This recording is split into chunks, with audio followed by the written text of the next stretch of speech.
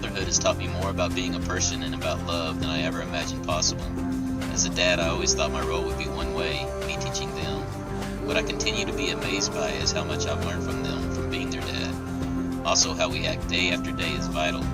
We shape our children every day, often in the most minuscule ways, but every bit of it has an impact and shapes them into who they would become. It all matters. Fatherhood is the greatest thing ever. To watch and experience my children grow and develop into young men is priceless. The three of us have grown up together. As much as I've taught them, they have taught me. I'm very thankful and blessed to be a father. I wouldn't have it any other way.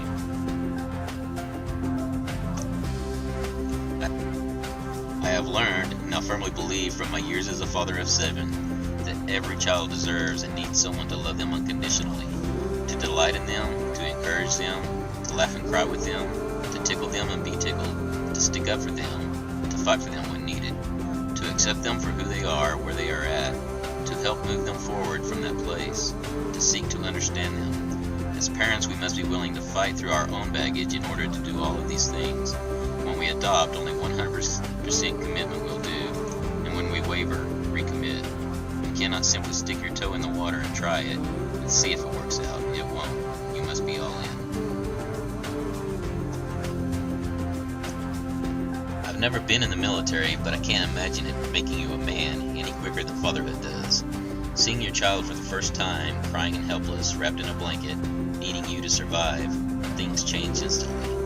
I believe fatherhood is my greatest accomplishment. I want fatherhood to be my greatest legacy. I mourn the men who father a child and choose not to honor fatherhood.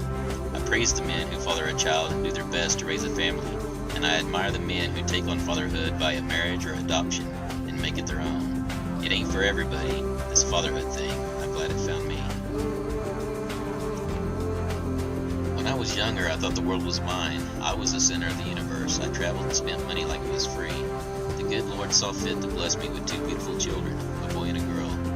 I realized that they're more than me. I work tirelessly so that they can have everything they want, and will do it until I die. I always wondered why my father put up with me. Now I know. Your children are far greater than oneself. I'm told all the time I'm a wonderful father. Would never have been one if it wasn't for the teacher I had, my father. Fatherhood sucks. It's a 28-hour-a-day job. Kids want to talk to you, learn from you, and be best friends with you. They want your time, coaching, church camp, vacations. They depend on you for everything. Food, clothing, housing, gloves, cleats, shoes. The list is endless. And what do you get in return? A lifetime of memories, grandchildren, and your very best friends. Any man with good swimmers and an opportunity can be a father. To be a dad, one must decide to become completely smitten by undeniable, unabated love. The kind of love that transforms a man's life from being focused on himself to being able to do whatever it takes to support the children, emotionally, physically, financially, unconditionally. There's no one on this earth that can alter a dad's love, no matter how hard the child tries. All a dad wants is for his children to be happy and be a good person. The 2 most incredible days of my life were when my children were born. My purpose in this world changed forever. For me, it's those little moments when no one else is around, seeing their beautiful smiles and knowing I played a role in that. I've learned that my job is to help them become the best version of who they are and to keep them safe and pointed in the right direction. Sometimes setting the right example as a dad is tough. It's such a privilege and honor to be here for the ride. Fatherhood is the most important responsibility I've ever had. When my first son was born, I became very aware that I was now responsible for the life of another. Exodus 20 tells us that the sins of the father are visited to the children for 4 generations, but that the righteousness is extended for 1,000.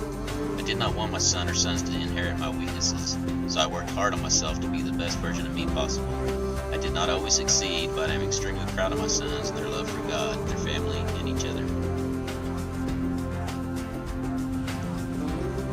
Fatherhood, the greatest responsibility one can have in life.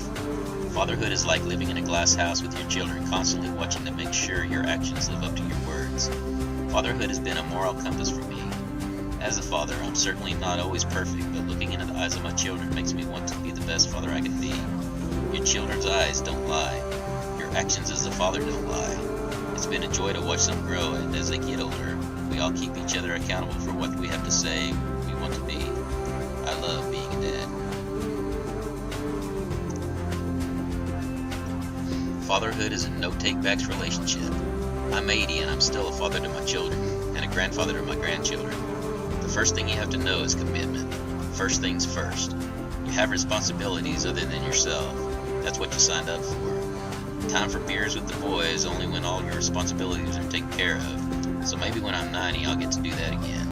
But you know what happens? You come to find the greatest joy in your life, your children and your family. Watching them grow up and be amazing adults and parents, you never really stop worrying. But you kind of figure if they've made it this far, it's all going to work out. My children and my family have always been my why, my deepest love.